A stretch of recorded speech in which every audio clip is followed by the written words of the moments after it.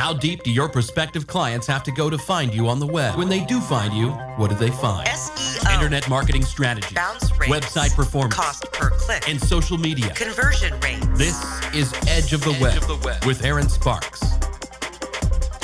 Good morning, Indianapolis. This is Edge of the Web Radio with your host, Aaron Sparks, and John Thompson from Site Strategics. Good morning. Good morning. Hey, is your website a piece of cyber driftwood? I mean, you may have a website for your business, and you think, okay, well, we developed it, right? We put together some content. It may have taken you 6 months, may have taken you a year to put all that together. You may think it's done there. You may think, okay, we've satisfied that piece of our business puzzle. Well, the fact of the matter is, unless you actually market your website, it's a piece of cyber driftwood. There's nobody going to be finding it unless they actually see your domain name on your business cards or your literature. There's no actual value out there for that site itself. And we're here making a show every 2 weeks talking about inbound marketing, internet marketing, how to actually raise the value of that domain and be able to bring leads to your door and ultimately show you the return on investment for that website. What do you think about that strategy, John? I'm always for do-it-yourself, and that's what we try to provide for small and medium-sized businesses. And this show is brought to us by sitestrategics.com. You can actually go back to our previous episodes and watch them to find out more do-it-yourself options. We hit on 8 different cylinders. Content marketing, PPC. Google Analytics, search engine marketing, search engine optimization, social media, which is incredibly important for upping the value of your own website, and on top of your overall brand of your company, right? That's right. What we're doing right now is we have been doing, this is our 11th show, actually, and we've passed the 10-show mark, so you can't jump ship now. You got to stay with us. Most shows go bankrupt within 10. Exactly. See, we've passed that threshold. We're doing it to be able to give business owners a full understanding of what is really out there, what they need to pay attention to for their websites to be successful. Site Strategics is focused on strategic and successful websites. That's on our banner. That's our credo. So we want to bring this type of information to you. We help educate our clients on a regular basis, and it was a natural evolution to actually go into this spot to be able to broadcast and be able to provide you good information about the web, what's happening, what's changing on the web, and how that affects you and your brand, right? That's right. You know, we're not doing any type of geek speak within reason. I mean, every once in a while I'll fall off the rail and spin out of control. But, hey, here's John to actually pull me back. We are a Southside Indianapolis web design firm. We specialize in internet marketing, search engine optimization, most especially for the sheer fact that the organic value, the true results in a search engine are not paid, although we manage paid ads. They're the organic, the center mass underneath the maps, underneath the Google places. They are the most valued, treasured area that's basically Google giving you legitimacy and value and giving you authority. And we want to give you tips and techniques on how to get there. Now, can you do it all? We hope not, or we'll be out of business. But we are giving you some great information, and if you want more information about the techniques that we provide you, give us a call. Our number is 317-882-8500 through the week. You can also reach us even today at 317-228-1430 or 866, toll-free number, 440-1430. I also want to make sure you know our 800 number across the country that you can contact us throughout the week. That's 877 SEO for web, or for those guys who don't want to translate the letters into numbers, it's 877-736-4930. So, you know the name of the game. What we're doing is talking internet marketing. What did we do last week, John? Oh, last week, what did we do?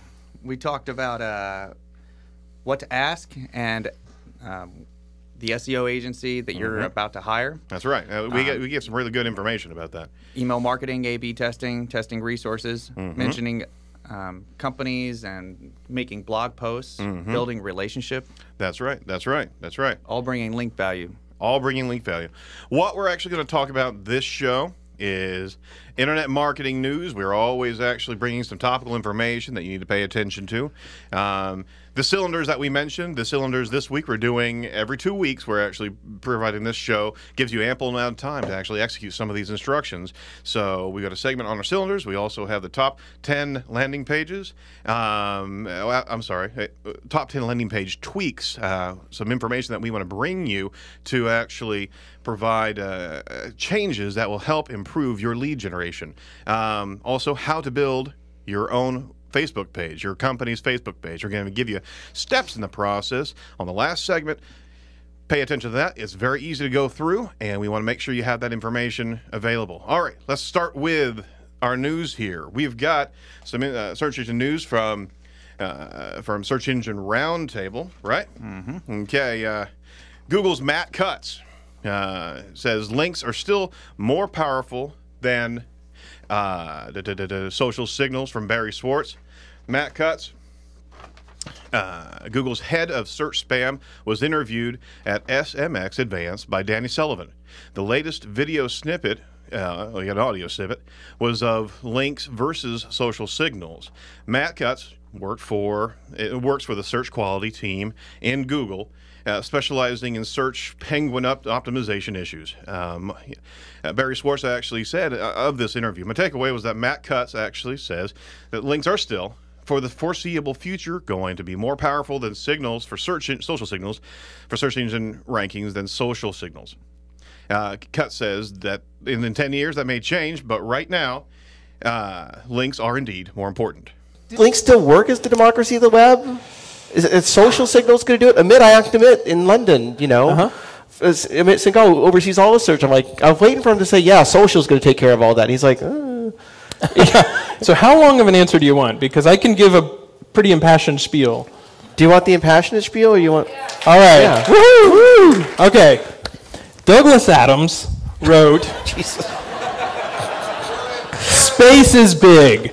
You have no idea how vastly, hugely, mind-bogglingly big space is. You might think that a walk down to the chemist is pretty long, but that's peanuts to space.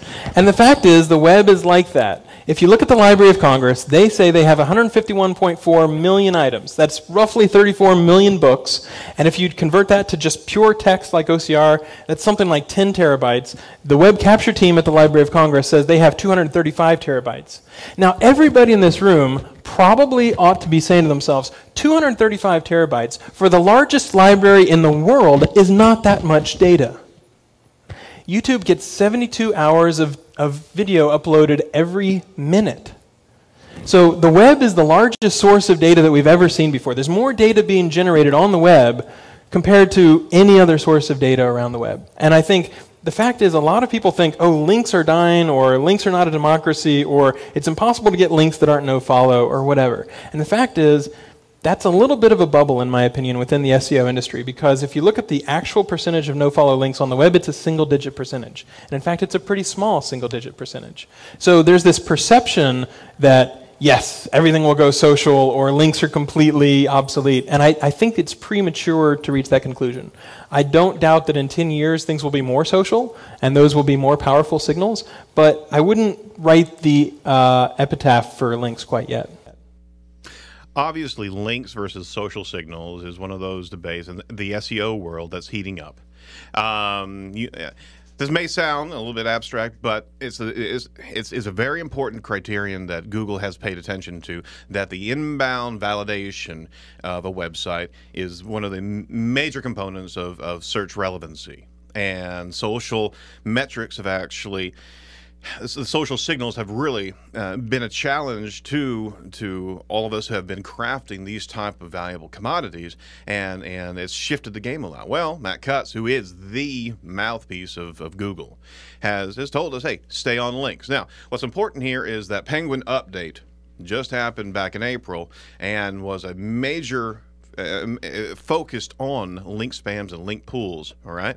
So my hypothesis here is that they're paying closer attention to cleaner links, more important links. They're separating the wheat from the chaff, so to speak. Social is still very strong, right? But links are still very important and will be for the foreseeable future. John. Yeah, I've got 2 terabytes on my phone. I just wanted to say that. No, here's my thing. Social has links, right? Right. So, I mean, when you're like cutting it, acting like links are totally different than social. Right. When social people are spreading the links, there's got to be some value there. There's an overlap. There absolutely is. But it's the activity of the domain, the activity of the account, that they're paying attention to the interaction of the account. Right. Those things are kind of the continual ripples that are happening that they're paying attention to more and more. Right. So I think what we've seen here is a cleaning of a purification of links. Sure. As well as paying attention, stronger attention to social. So I thought that was a good tidbit of information there, right? Absolutely. Let's see here. News item number 2.